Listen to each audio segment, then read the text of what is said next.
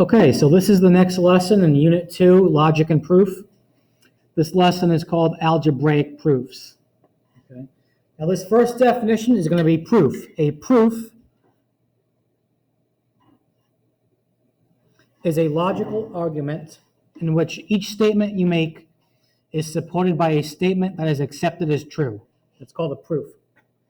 Now there's a few different types of common proofs. There's going to be two-column proofs, there's paragraph proofs, and there's flow proofs. We're mainly going to do two-column proofs, but we will also do some paragraph proofs as well. Now this lesson is called algebraic proofs. Now these are going to be the easier proofs. We're going to do some geometric proofs eventually. Those are going to be more difficult. But today we're just going to focus on algebraic proofs. Now there's going to be a bunch of properties that you're going to have to memorize. Some of them are easy, some of them are difficult to memorize. Okay, this first one says if A equals B, then you can add the same thing to each side of the equation. You can say A plus C equals B plus C. That is called the addition property of equality. Okay, the addition property of equality.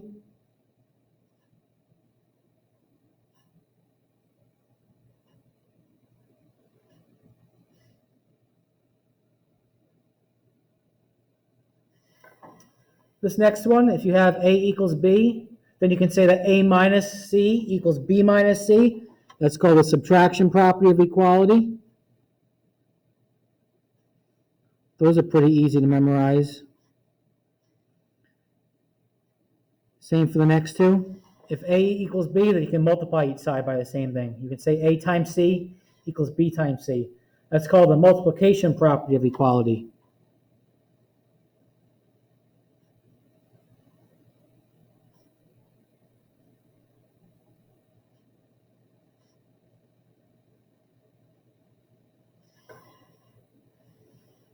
And then this last one, if A equals B and C is not equal to 0, because you cannot divide by 0, then you can say that A divided by C equals B divided by C. And of course, that's called the division property of equality.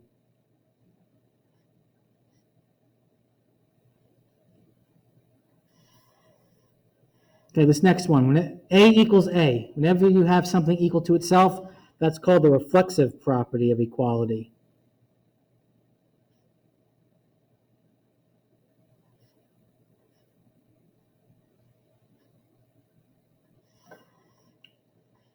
This next one, if A equals B, then you can say that B equals A. That's called the symmetric property of equality. Okay, symmetric property of equality.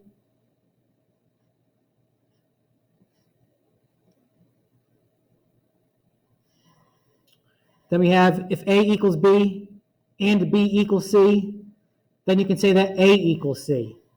That's called the transitive property of equality. Now that one has to be in that exact order. Okay, that is very important.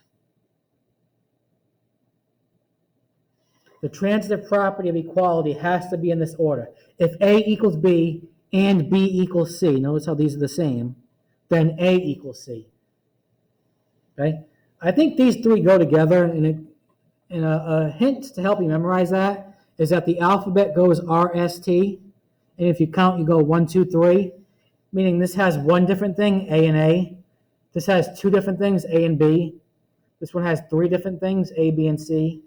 So RST, 1, 2, 3. Okay, this next one, if A equals B, then B can replace A in any expression. That is called the substitution property.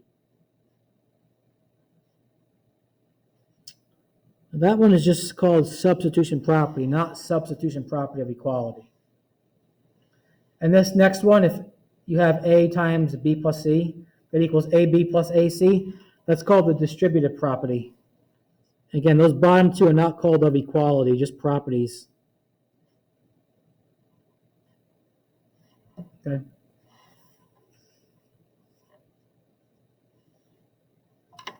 All right, so again, you're going to have those memorized. Okay. So now we're going to do proofs. I have 5 examples of proofs we're going to do today. And this is what a proof is, okay? You're going to have we're going to do 2-column proofs today. So the first column is going to have all your statements, and the next column is going to have all your reasons, okay? And this first one, I filled in all the statements for you. We're going to fill in all the reasons, okay? So again, here's our proof. We're going to be given something, and you're going to be asked to prove something. So whatever you want to prove, that's how you're going to end the proof. So x equals 4 is what you're asked to prove. So that's how we're going to end the proof, okay? And whatever you're given is what you're going to start with. So we're given 5x plus 2x plus 8 equals 36. So that's my first statement. My first reason is always going to be given. That's what we were given, so that's my first reason. Okay, so check out what I'm doing. In my second statement, what I'm doing is I'm rewriting 5x plus 2x as 7x. So 7x plus 8 equals 36. Now, what is that reason? Well, it's combining like terms, so you can write combining like terms if you want, or you can write simplifying. I'm going to write simplifying, or you can write combining like terms.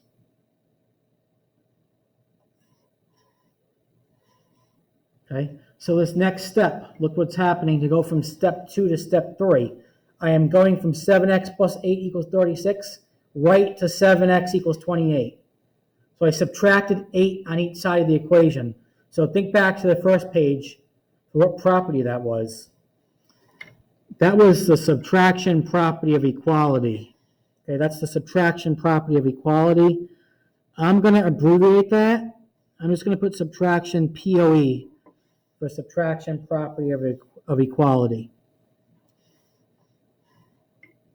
I subtracted 8 on each side of the equation to get from 7x plus 8 equals 36 to 7x equals 28. So that's called the subtraction property of equality. POE for short. And now, what are we doing to get from step 3 to step 4?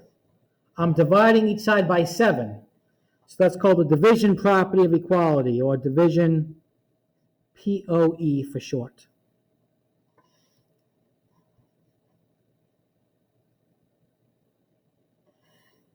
Okay. Example 2, complete this proof. Okay, so again, I gave you all the statements. So eventually you'll have to do this all on your own. I gave you all the statements here. You have to fill out all the reasons. Okay, so reason 1 is what you were given. We're given 3 times x minus 2 equals 42. So that's my first statement. I want to prove x equals 16, so that's how I'm going to end the proof. That's my last statement. Okay, so for this proof, statement 2, we have 3x minus 6 equals 42. Okay, so what are we doing to get from step 1 to step 2?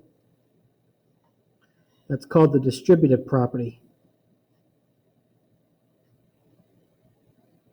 Okay, look back at the first page if you forgot what that is.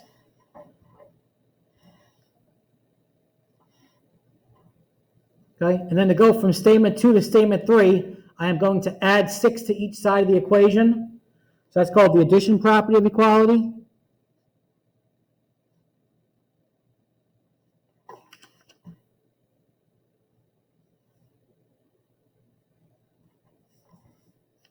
And then to get from statement 3 to statement 4, I am dividing each side by 3. So that's the division property of equality.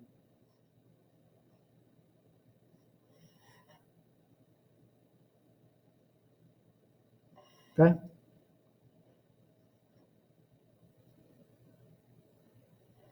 Let's move on to example 3. Again, these are algebraic proofs. This one I gave you a couple reasons.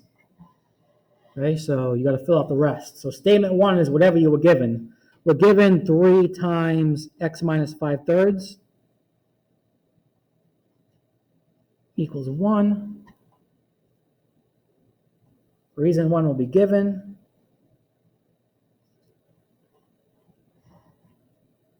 And now I gave you reason 2. So we have to write statement 2. We're going to use the distributive property, it says. So distribute 3x minus 3 times 5/3 is 3x minus 5.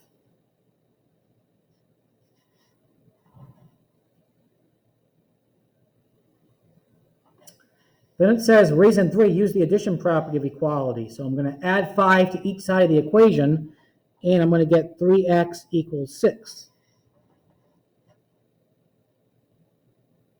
And then finally, I'm going to divide each side by 3 to get x equals 2, which is what I had to prove. So we proved that x equals 2. And that reason is going to be division property of equality. And again, you can abbreviate that division POE. That's fine.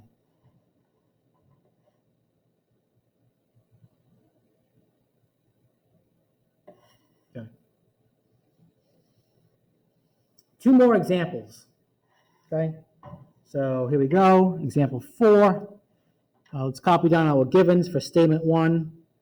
7/2 minus x equals 4 minus 1/2 x. That reason is given. You have to prove x equals -1. That's going to be my last statement. I guess you can write that now if you want. Okay, statement 2. Okay, this is going to be, you're multiplying each side by 2. Okay, 2 times the left side of the equation equals 2 times the right side of the equation. So it's called the multiplication property of equality. POE for short.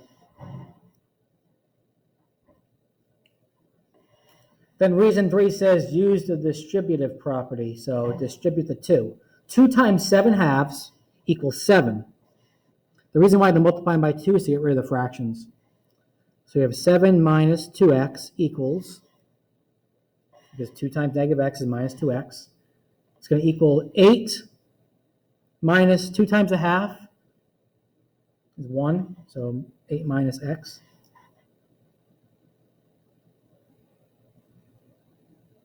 And look what they're doing to get from statement 3 to statement 4. They are adding x to each side of the equation to get 7 minus x equals 8. So that's the addition property of equality.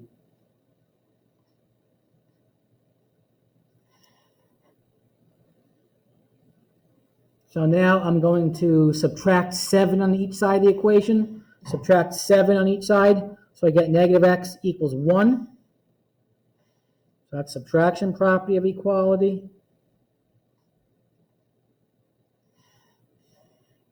Then I'm going to divide each side by -1 to get x equals -1, division property of equality.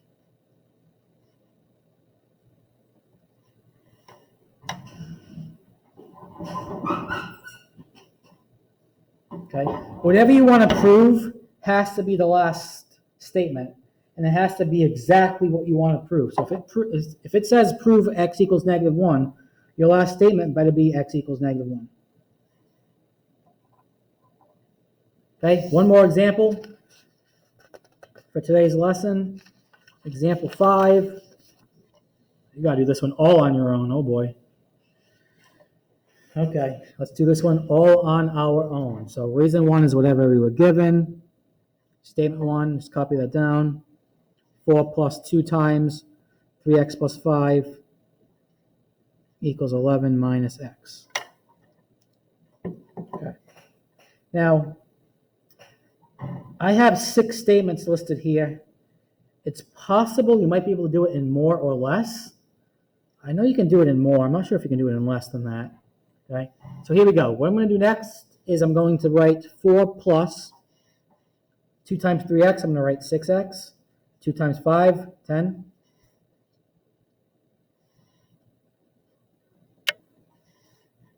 So I use the distributive property in that step.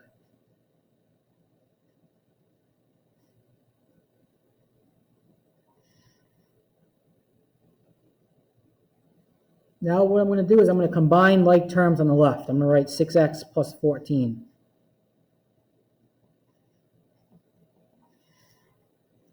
So again, whenever you combine like terms, you can write combining like terms, or you can put simplifying.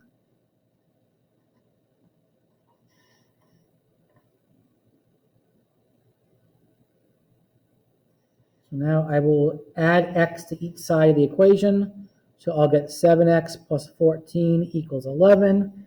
So that's the addition property of equality.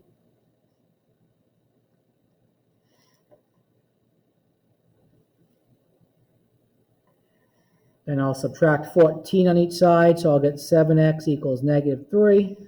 Subtraction property of equality. And then finally, I'll divide by 7, and I get x equals negative 3/7. And that's what I had to prove, so that's what I end up with, which is good. So a division property of equality. So those were algebraic proofs. All the proofs was just algebra. Eventually, we'll be doing geometric proofs. Those are more difficult. These are just algebraic proofs, and that's the basics for doing proofs.